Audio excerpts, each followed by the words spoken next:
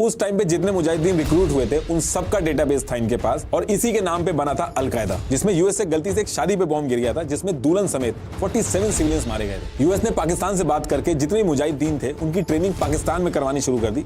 इसके लिए पाकिस्तान को बहुत ही मोटा पैसा भी मिला, जिसकी वजह से मुजाहिदीन पहाड़ों में से छुप के इनके एयरप्लेन बैठे बैठे उड़ा रहे थे। एक था सऊदी अरेबिया का young millionaire Osama bin Laden, दूसरा था अब्दुल अजम और तीसरा था अहमद खर्द। ये तीनों पाकिस्तान के पेशावर में पहुंचते हैं। पश्तो में स्टूडेंट को कहते हैं तालिब, और इसी से इस विंग का नाम पड़ा तालिबान। और ये जो मुल्ला उमर, तालिबान के जो बाकी लीडर थे, ओसामा बिन लादेन, ये सब अफगानिस्तान के अंदर ही भाग के छुप जाते हैं। नेटो ने सिविलियंस को मारा था और बाद में झूठ बोल के उन इंसिडेंट्स को कवर अप किया था।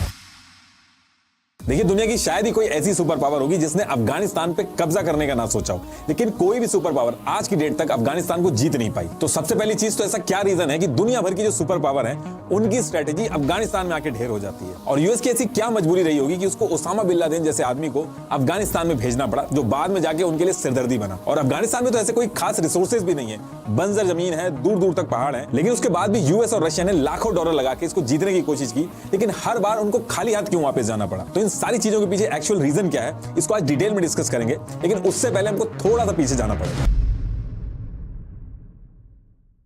देखिए, इन सारी चीजों की शुरुआत होती है 1839 में। उस टाइम पे ब्रिटिशर्स और रशियन एम्पायर दोनों अफगानिस्तान में अपने इन्फ्लुएंस को बढ़ा रहे थे, क्योंकि अफगानिस्तान की लोकेशन साउथ एशिया में एक बहुत ही इंपॉर्टेंट और स्ट्रेटेजिक लोकेशन है। ब्रिटिश एम्पायर और रशियन एम्पायर में ये जो अफगानिस्तान को लेकर उठापटक चल रही थी, इसको नाम दिया गया था द ग्रेट गेम। बात इतनी आगे बढ़ी कि ब्रिटिशर्स ने बिना कुछ सोचे समझे अपनी धाक जमाने के लिए 16,500 लोगों की आर्मी अफगानिस्तान में भेज दी। लेकिन सिर्फ कुछ ब्रिटिशर्स सोल्जर्स को छोड़ के अफगानिस्तान ने हर एक ब्रिटिश सोल्जर को मार दिया था। अब देखिए, ईयर 1933 में अफगानिस्तान के लास्ट किंग बनते हैं जहीर शाह, और यही वो टाइम था जब अफगानिस्तान थोड़ा बहुत स्टेबल था। जहीर शाह ने अफगानिस्तान के अंदर मॉडर्नाइजेशन किया। जब आसपास की कंट्रीज में डेमोक्रेसी की बात होना चालू हो गई थी, तो इन्होंने भी 1964 में अफगानिस्तान का पहला कॉन्स्टिट्यूशन भी इंप्लीमेंट कर दिया, जिसमें अफगानिस्तान में पार्लियामेंट बना और 2 हाउसेज भी बने। और किंग जहीर शाह के एक कजन थे दाऊद खान, जिन पे इनको बहुत ही ज्यादा ट्रस्ट था, तो इन्होंने दाऊद खान को प्राइम मिनिस्टर बना दिया था उस टाइम पे। अब देखिए, कॉन्स्टिट्यूशन इंप्लीमेंट करना, पार्लियामेंट के हाउसेज बनाना, ये सारी चीजें जहीर शाह कर तो रहे थे, लेकिन सारी पावर इन्होंने अपने पास रखी थी। होता वही था जो जहीर शाह कहते थे, जिसका लोग दबी आवाज में विरोध भी करते थे। अब देखिए, ईयर 1973 आता है और एक दिन अचानक से जहीर शाह की तबीयत खराब हो जाती है, और तब तक अफगानिस्तान में इतना ज्यादा डेवलपमेंट हुआ नहीं था, तो कोई अच्छा हॉस्पिटल भी नहीं था, तो उनको अपना इलाज करवाने के लिए इटली जाना पड़ा। अब जहीर शाह के इटली जाते ही इनके जो भरोसेमंद कजन थे दाऊद खान, इन्होंने 17 जुलाई 1973 को अफगानिस्तान में तख्ता पलट कर दिया और सारी चीजें अपने कंट्रोल में ले ली। ये जो तख्ता पलट हुआ था, इसमें आर्मी और पब्लिक दोनों ने दाऊद का सपोर्ट किया था। अफगानिस्तान की आम जनता भी यही चाहती थी कि राजशाही खत्म हो और डेमोक्रेसी आए, जिससे लोगों के हाथ में पावर आए, क्योंकि वो लोग भी राजशाही से परेशान हो गए थे। इसलिए उन्होंने दाऊद खान जो थे उनका ज्यादा विरोध नहीं किया। अब जाहिर शाह को इटली में ये चीज पता चलती है कि अफगानिस्तान में तख्ता पलट हो गया है, और अगर वो वापस गए तो उनको मार दिया जाएगा, इसलिए वो इटली में ही एक्साइल ले लेते हैं और वहीं पे रहते हैं। अब इसके बाद दाऊद खान खुद को अफगानिस्तान का प्रेसिडेंट बना देते हैं और डेमोक्रेसी इंप्लीमेंट करते हैं। लेकिन यहां भी वो एक गलती कर देते हैं। वो डेमोक्रेसी तो इंप्लीमेंट करते हैं, लेकिन एक शर्त रख देते हैं कि उनकी पार्टी के अलावा कोई और पार्टी इलेक्शन नहीं लड़ सकती। और जो अफगानिस्तान की आम जनता होती है उसको फिर से चीटेड लगने लगता है कि ये तो सेम चीजें हो गई। और इसके साथ साथ कुछ टाइम के बाद अफगानिस्तान में महंगाई और बेरोजगारी भी बढ़ जाती है, जिससे लोग और परेशान होने लगते हैं। और सिर्फ इतना ही नहीं, इसके साथ साथ दाऊद जो थे वो सिर्फ बड़ी सिटीज में ही कंस्ट्रक्शन करवा रहे थे, और जो छोटे कस्बे थे उनको बिल्कुल इग्नोर कर दिया था। और छोटे कस्बों की जो जनता थी इस चीज को लेकर बहुत ज्यादा गुस्से में आ गई थी। उनको लगने लगा कि इससे बढ़िया तो जहीर शाही थे। दाऊद खान की ये सारी चीजें देख के और इन सब चीजों से परेशान होकर अफगानिस्तान के कई सारे ग्रुप्स मिलकर एक पार्टी बनाते हैं, People's Democratic Party of Afghanistan, PDPA. ये कम्युनिस्ट पार्टी थी जो यूएसएसआर से इन्फ्लुएंस थी, और यूएसएसआर भी ऑल ओवर वर्ल्ड में उस पर्टिकुलर टाइम पे कम्युनिस्ट पार्टी को हर तरीके से सपोर्ट करता। तो पीडीपीए को भी रशिया से सपोर्ट मिला, और जब अफगानिस्तान की इकोनॉमिक कंडीशन खराब हुई, बेरोजगारी बढ़ने लगी, तो पीडीपीए और पॉपुलर होती गई। ये चीज दाऊद खान को भी समझ में आई, तो उन्होंने पीडीपीए को दबाने की कोशिश की, और पीडीपीए के एक बहुत ही बड़े लीडर मीर अकबर खैबर को भी मरवा दिया उन्होंने। पीडीपीए जो पार्टी थी, इनके लोगों को जेल में डालना शुरू कर दिया गया, और इसके बाद जगह जगह पे प्रोटेस्ट शुरू हो गए। दाऊद खान के कंट्रोल से सारी चीजें बाहर जाने लगी, और पीडीपीए जो पार्टी थी उसको दाऊद गवर्नमेंट के कुछ बड़े मिलिट्री ऑफिसर्स भी सपोर्ट कर रहे थे, जिसकी वजह से पीडीपीए पूरे अफगानिस्तान में बहुत ही पावरफुल हो गई थी। और इसके बाद डेट आती है 27 अप्रैल 1978। इस डेट को दाऊद खान और उनकी फैमिली को मार दिया जाता है। फिर से तख्ता पलट होता है और पीडीपीए अफगानिस्तान में कंट्रोल ले लेती है। नूर मोहम्मद तराकी अफगानिस्तान के प्रेसिडेंट बनते हैं। नूर मोहम्मद यूएसएसआर के फेवरेट थे, क्योंकि वो कम्युनिस्ट आइडियोलॉजी को काफी सपोर्ट करते थे। जैसे कम्युनिस्ट किसी गॉड को नहीं मानते थे, तो नूर भी इस आइडियोलॉजी को प्रोपोगेट करते थे। नूर मोहम्मद के आते ही अफगानिस्तान के अंदर बहुत ही बड़े बड़े चेंजेस होते हैं। अफगानिस्तान एक मुस्लिम कंट्री है और वहां पे नूर ने मॉडर्नाइजेशन और सेकुलरिज्म स्टार्ट किया। फीमेल्स को एजुकेशन अलाउड हुई, फीमेल्स ओपनली रोड पे भी घूम सकती थी, फैशन कर सकती थी, गाड़ी चला सकती थी। ये जो फुटेज आप अभी देख रहे थे ये सारी उस टाइम की ओरिजिनल फुटेज है। इस पर्टिकुलर टाइम में नूर ने अफगानिस्तान के अंदर एजुकेशन कंपलसरी कर दी, सिलेबस में से रिलीजियस एजुकेशन को हटा दिया, मैरिज की मिनिमम एज बढ़ा दी, जबरदस्ती जो मैरिज की जाती थी उसको बैन कर दिया, वर्कफोर्स और पॉलिटिक्स में वुमेन का पार्टिसिपेशन बढ़ाने की बात की, रिलीजियस लीडर का जो इन्फ्लुएंस था उसको कम कर दिया और रिलीजन का पब्लिक डिस्प्ले तक बंद कर दिया। नूर यहां पे भी रुकते नहीं है, यूएसएसआर के इन्फ्लुएंस में आके वो लैंड रिफॉर्म भी लेके आते हैं, जिसमें यह था कि जिन लोगों के पास जमीन ज्यादा है वो उनको देंगे जिनके पास जमीन कम है, और लोगों में इक्वालिटी के लिए जो डेट था एग्रीकल्चर को लेके वो भी उन्होंने माफ कर दिया। ये सारी चीजें जो नूर कर रहे थे, इसकी वजह से नूर मोहम्मद गवर्नमेंट के अपोज में जो लोग थे वो कहने लगे कि गवर्नमेंट तो ट्रेडिशनल अफगान वैल्यूज को सीधे सीधे चैलेंज कर रही है और एक तरह से यूएसएसआर की चमचागिरी कर रही है। अब ये सारी चीजें देख के अफगानिस्तान के जो बड़े लैंड ओनर्स थे, ट्रेडिशनल लोग थे और रिलीजियस लीडर थे, वो गवर्नमेंट का अपोज करने लगते हैं। गवर्नमेंट ने इन लोगों को अपनी पूरी पावर से दबाने की कोशिश भी की। लड़ाई काफी बड़ी और अफगानिस्तान के अलग अलग इलाकों में लोगों ने गवर्नमेंट के खिलाफ हथियार उठा लिए। इस लड़ाई को अफगानिस्तान में कहा जाने लगा कि ये लड़ाई इस्लाम को डिफेंड करने की लड़ाई है, और जो ये छोटे छोटे ग्रुप्स गवर्नमेंट के खिलाफ अपने एरिया में लड़ाई लड़ रहे थे इनको मुजाहिदीन बोला जाने लगा। बाय डेफिनेशन मुजाहिदीन उनको बोला जाता है जो इस्लाम को डिफेंड करने के लिए लड़ाई लड़ते हैं। अच्छा, एक चीज याद रखिएगा जो अभी आप आगे रिलेट कर पाओगे कि मुजाहिदीन कोई एक ग्रुप नहीं था, बल्कि अलग अलग इलाकों में गवर्नमेंट के खिलाफ लड़ाई लड़ने वाले ग्रुप्स थे, जिनमें से कुछ को इस्लामिक स्कॉलर्स लीड कर रहे थे, कुछ को लोकल लीडर्स और कुछ को स्टूडेंट्स लीड कर रहे थे। तो इन सब ग्रुप्स को कलेक्टिवली मुजाहिदीन बोला जाने लगा। ये चीज ध्यान में रखिएगा क्योंकि आगे आपको समझने में आसानी होगी। इन मुजाहिदीन के साथ ट्राइबल लीडर्स और मिलिट्री के भी कुछ लोग जुड़ गए थे। सबका कॉमन एम था पीडीपीए कम्युनिस्ट गवर्नमेंट को गिराना। पीडीपीए कम्युनिस्ट गवर्नमेंट में नूर मोहम्मद तारिकी पीएम थे और हफीजुल्लाह अमीन ये फॉरेन मिनिस्टर और डेप्यूटी पीएम थे। लेकिन यूएसएसआर को हफीजुल्लाह अमीन अनरिलायबल लगते थे। यूएसएसआर जितना नूर मोहम्मद पे ट्रस्ट करता था उतना अमीन पे नहीं करता था। इनफैक्ट उस टाइम पे रूमर्स भी थे कि अमीन जो है वो यूएस की सीआईए के साथ मिले हुए हैं। इसके बाद 20 मार्च 1979 में नूर मोहम्मद मॉस्को जाते हैं, जहां पे यूएसएसआर इनको समझाता है कि आपके फॉरेन मिनिस्टर अमीन यूएस के सीआईए से मिले हुए हैं और आप इनको अपनी मिनिस्ट्री से हटा दो। साथ में यूएसएसआर ये भी समझाता है कि अफगानिस्तान की सिचुएशन अभी क्रिटिकल है, आप ये जो सोशल रिफॉर्म ला रहे हो अफगानिस्तान में इनको थोड़ा कम कर दो। नूर मोहम्मद यूएसएसआर को अश्योर करते हैं कि वो वापस लौट के अमीन को हटा देंगे। इसमें कहा जाता है कि ये बात सीआईए को पता चल जाती है और सीआईए अमीन को बता देता है, और जैसे ही नूर यूएसएसआर के दौरे से वापस आते हैं, अमीन जो थे वो एयरपोर्ट पे ही पहुंच के नूर और उनकी फैमिली को मार देते हैं और खुद पीएम बन जाते हैं।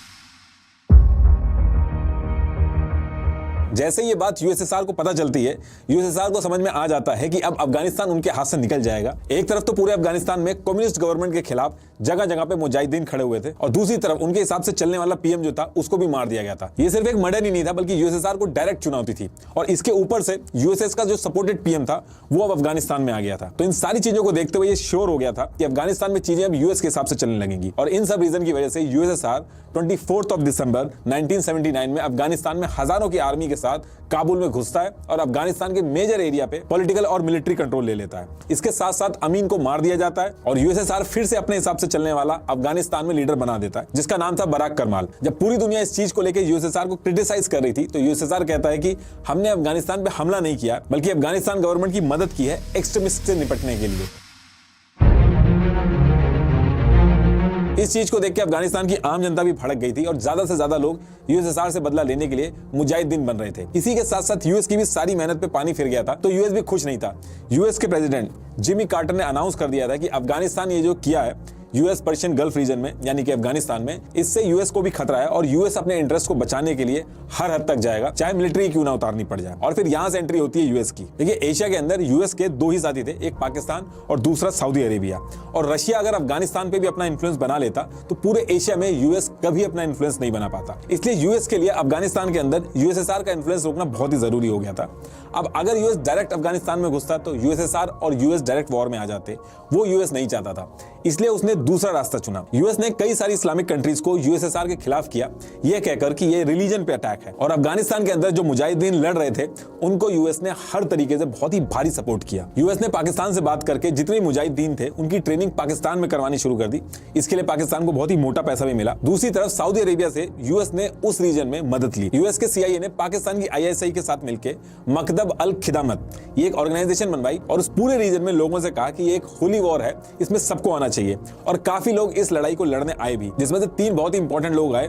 एक था सऊदी अरेबिया का young millionaire Osama bin Laden, दूसरा था अब्दुल अजम और तीसरा था अहमद खर्द। ये तीनों पाकिस्तान के पेशावर में पहुंचते हैं और डायरेक्ट तो ये फाइट में नहीं इन्वॉल्व होते हैं, लेकिन बहुत ही बड़े लेवल पर फाइनेंशियल मदद और स्ट्रेटेजी बनाने में मदद करते हैं। और जितना भी मुजाहिदीन का रिक्रूटमेंट होता था, ये सारी चीजें देखते थे। इन तीनों के पास उस एरिया का हर डेटा था। आप ये जो अल कायदा का नाम सुनते हो, इसका मतलब होता है द बेस। उस टाइम पे जितने मुजाहिदीन रिक्रूट हुए थे, उन सबका डेटाबेस था इनके पास, और इसी के नाम पे बना था अल कायदा। वेस्टर्न कंट्रीज जो थी वो भी इसमें यूएस को सपोर्ट कर रही थी, और इसके साथ साथ उस टाइम पे जितनी भी मूवीज आती थी उसमें मुजाहिदीनों को हीरो दिखाया जाता था ताकि यंग जनरेशन और इन्फ्लुएंस हो। जैसे 1987 में अब देखिए, यूएसएसआर आर्मी पावरफुल तो थी, लेकिन अफगानिस्तान का जो रीजन है वो काफी पहाड़ों वाला है और वहां एक्सट्रीम वेदर होते हैं, जिससे यूएसएसआर आर्मी को काफी दिक्कत हुई और अचानक से कहीं से भी मुजाहिदीन उन पे अटैक कर देते थे। प्रॉपर गुरिल्ला वॉर चलती थी उस एरिया में। मुजाहिदीन पूरी तरीके से उस एरिया से वाकिफ थे, लेकिन यूएसएसआर आर्मी को बहुत ही दिक्कत हो रही थी। अफगानिस्तान के अंदर एयरफोर्स का बहुत बड़ा एडवांटेज था यूएसएसआर के पास, लेकिन यूएस ने मुजाहिदीनों को latest weapon stinger surface to air missile भी दे दी, जिसकी वजह से मुजाहिदीन पहाड़ों में से छुप के इनके एयरप्लेन बैठे बैठे ही उड़ा रहे थे। इन सारी चीजों से यूएसएसआर को बहुत ही भारी नुकसान हुआ। यूएसएसआर ने 10 साल तक लड़ाई लड़ी अफगानिस्तान के अंदर, लेकिन उसके बाद 1988 में उन्होंने अपनी फोर्सेस को वापस बुलाना शुरू कर दिया। 15 फेब 1989 को सारी फोर्सेस वापस चली गई थी यूएसएसआर की। ये एक बहुत ही शर्मनाक हार थी यूएसएसआर के लिए। अब यूएसएसआर तो अफगानिस्तान से हार के वापस जा चुका था, लेकिन अब अफगानिस्तान चलाएगा कौन, इसको लेकर दिक्कत आई। जैसे मैंने आपको बताया था कि मुजाहिदीन कोई एक ग्रुप नहीं था, ये पूरे अफगानिस्तान में अलग अलग ग्रुप्स और कबीले थे। तो ये ग्रुप्स अफगानिस्तान पे रूल करने के लिए आपस में ही लड़ने लगते हैं। इसको लेकर 1992 में कई सारे छोटे छोटे ग्रुप्स के जो लीडर थे, उन्होंने पाकिस्तान का जो पेशावर है वहां पे मीटिंग की और अफगानिस्तान में पावर किस तरीके से शेयर होगी, कौन क्या देखेगा, इस पे एक एग्रीमेंट भी साइन किया, जिसको पेशावर अकॉर्ड भी कहा जाता है। लेकिन इसमें भी आगे चल के काफी दिक्कत हुई, क्योंकि जिसको कम पावर मिली उसने इस अकॉर्ड को मानने से ही मना कर दिया, जिससे अफगानिस्तान में एक सिविल वॉर शुरू हो गई और फिर से अफगानिस्तान के अंदर डिस्ट्रक्शन, केओस, लॉलेसनेस, कई सारी कंडीशन पैदा हो गई। अभी जितने मुजाहिदीन के ग्रुप थे, इसमें से एक ग्रुप था स्टूडेंट विंग का, जिसके अंदर रिलीजियस स्कूल और मदरसों के स्कॉलर्स थे। मुजाहिदीन का ये ग्रुप सबसे मजबूत था, जिसको तैयार किया गया था यूएसएसआर से लड़ने के लिए। एक्चुअली पश्तो में स्टूडेंट को कहते हैं तालिब, और इसी से इस विंग का नाम पड़ा तालिबान। इस ग्रुप के अंदर एक बहुत ही फेमस और तेज बंदा था मुल्ला मोहम्मद उमर, जिसने यूएसएसआर से लड़ते समय उनको बहुत ही ज्यादा नुकसान किया था। इसी लड़ाई में एक बॉम्ब फटने की वजह से उसकी एक आंख भी चली गई थी, जिसको लोग बहुत ही रिस्पेक्ट से देखते थे। तो ये जो मुल्ला उमर था, यही इनका हेड बनता है। मुल्ला उमर की पावर इतनी ग्रो हो जाती है कि 1996 में उसने 1500 रिलीजियस लीडर्स के सामने, जिसमें ओसामा बिन लादेन भी था, holy cloak of prophet Mohammad पहन लिया, जिसको हिंदी में लबादा भी कहते हैं। ये क्लॉक 250 साल से किसी ने भी नहीं पहनी थी, और इसको पहनते ही वो अफगानिस्तान में एक बहुत ही रिस्पेक्टेड लीडर बन जाता है। और इसके बाद अफगानिस्तान के अंदर मुल्ला उमर शरिया लॉ इंप्लीमेंट करता है, जिसमें यह था कि औरतें बिना मेल के बाहर नहीं निकलेंगी, म्यूजिक, मूवी, टीवी बैन होंगे, वेस्टर्न एजुकेशन की बजाय रिलीजियस एजुकेशन दी जाएगी, चोरी करने वालों के हाथ काट दिए जाएंगे, चौराहे पे फांसी देना। 1500 साल पुराना बमियान में बुद्धा जी का एक स्टैचू था, जो यूनेस्को वर्ल्ड हेरिटेज साइट थी, उसको तोड़ दिया जाता है ताकि कोई और धर्म का स्टैचू ना रहे। पीडीपीए का जो करंट पीएम था, उसको चौराहे पे मार के लटका दिया जाता है। ये वो टाइम था जिसको सोच के लोग आज भी डरते हैं। इन भी यूएसए के खिलाफ हो जाता है। ओसामा के यूएसए के खिलाफ होने के बहुत सारे रीजन थे, जैसे सऊदी अरेबिया में जो यूएस मिलिट्री घुस रही थी, ओसामा उसके खिलाफ था। यूएस ने सुडान के अंदर भी ओसामा के ऑपरेशन बंद करवा दिए थे, और भी बहुत रीजन थे ओसामा के यूएस के खिलाफ होने के। वो आप लोग कहोगे तो किसी और वीडियो में डिस्कस कर लेंगे, वरना टॉपिक कहीं और चला जाएगा। तो ओसामा बिन लादेन के मुल्ला उमर से काफी अच्छे रिलेशन थे। अब क्योंकि ओसामा को सुडान से निकाल दिया गया था, तो मुल्ला उमर ने अफगानिस्तान में अल कायदा के लोगों को और ओसामा को जगह दी। 9/11 की सारी प्लानिंग अफगानिस्तान से यूएस बौखला गया था और तुरंत वॉर ऑन टेरर स्टार्ट कर दी थी। 9/11 की प्लानिंग ओसामा ने अफगानिस्तान से की थी और ओसामा वहीं पे रह रहा था। तो यूएस ने तालिबान से कहा कि बहुत हो गया, आप ओसामा को हमें दे दो और अल कायदा का जो पूरा नेटवर्क है वो अफगानिस्तान के अंदर से खत्म कर दो। और मुल्ला उमर इसके लिए मना कर देता है। मना करने के पीछे बहुत सारे रीजन थे। एक तो ओसामा बिन लादेन ने यूएसएसआर की जब लड़ाई चल रही थी, तो उसमें मुल्ला उमर की बहुत सारी मदद करी थी। दूसरा, इससे पूरे अफगानिस्तान में यह मैसेज जाता कि तालिबान यूएस के सामने झुक गया तो उसका लोकल सपोर्ट भी कम हो जाता। और पश्तो में यह भी कहा जाता है कि मेहमान को किसी और को हैंड ओवर नहीं करते। ओसामा बिन लादेन अफगानिस्तान का मेहमान था, तो वो ऐसा नहीं कर सकते थे, ऐसा उनका कहना था। यहां तक कि तालिबान ने यूएस से ओसामा बिन लादेन के खिलाफ सबूत भी मांगे, जिनको देने से यूएस ने बिल्कुल मना कर दिया। तो जब सबूत नहीं दिए, तो अफगानिस्तान ने भी यूएस की बात मानने से साफ इनकार कर दिया। 11 सितंबर को यूएस पे अटैक होता है और यूएस एजेंसी तुरंत एक्टिव हो जाती है। यूएस ने राइट अवे तालिबान से बात की और जब बात नहीं बनती है तो उसके नेक्स्ट मंथ 7 अक्टूबर 2001 को यूनाइटेड किंगडम, कनाडा, ऑस्ट्रेलिया और बाकी नेटो एलाइज के साथ मिलकर यूएस ने अफगानिस्तान पर अटैक किया।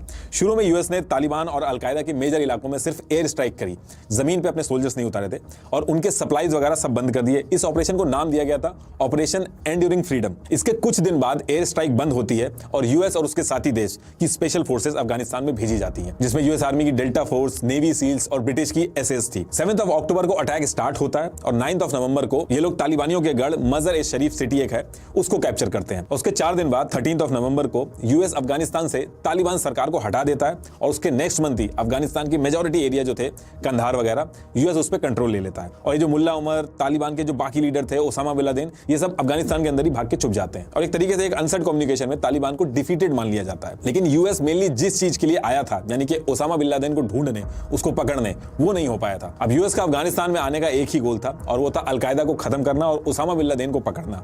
लेकिन ओसामा उनकी रीच से बिल्कुल बाहर था। ओसामा बिन लादेन को तो यूएस ढूंढ ही रहा था, लेकिन साथ साथ में दिसंबर 2001 में यूएस ने अपने हिसाब से चलने वाली गवर्नमेंट एक अफगानिस्तान में बना दी। प्रॉपर इलेक्शन हुए और हामिद करजाई को 55.4% वोट मिले और वो इस्लामिक रिपब्लिक ऑफ अफगानिस्तान के प्रेसिडेंट बने। ये पूरा प्रोसेस यूएस ने करवाया और यूएस के हिसाब से ही प्रेसिडेंट भी चलते थे। लेकिन इस पूरे इलेक्शन में तालिबान के लोगों को अलग रखा गया। हालांकि पूरी दुनिया में लोगों ने यह कहा कि यूएस को ऐसा नहीं करना चाहिए था, वो भी वहां के सिटीजन ही है, लेकिन यूएस नहीं माना और ये चीज आगे चल के फिर से यूएस को नुकसान देती है। सेम ईयर 2003 में यूएस ने इराक पे इन्वेड कर दिया और यहां से यूएस का जो फोकस था वो 2 जगह पे शिफ्ट हो गया था और ओसामा जिसने 9/11 करवाया था वो अब तक नहीं मिल पा रहा था। जैसे यूएस का फोकस इराक की तरफ जाता है, तालिबान फिर से यूनाइटेड होने लगते हैं। पाकिस्तान का एक नॉर्दर्न वेस्टर्न रीजन है जिसे federally administered tribal area FATA कहते हैं। यहां पे तालिबान फिर से इकट्ठा होकर यूएस के खिलाफ तैयारी शुरू कर देते हैं। मुल्ला उमर जो काफी टाइम से छुपा बैठा था, उसके भी स्टेटमेंट बाहर आने शुरू हो जाते हैं और इन लोगों ने Haqqani network, Islamic movement of Uzbekistan IMU और अलकायदा से अलायंस करके अपनी तैयारी बहुत ही तेजी से शुरू कर दी यूएस के खिलाफ। दूसरी तरफ जो यूएस ने अफगानिस्तान में गवर्नमेंट बनाई थी, कहा जाता है कि नीचे से लेकर ऊपर तक सब पैसा खाने में लगे हुए थे। डेवलपमेंट के नाम पे हर सरकारी अफसर ये टारगेट कर रहा था कि यूएस से कैसे ज्यादा से ज्यादा पैसा ले लिया जाए।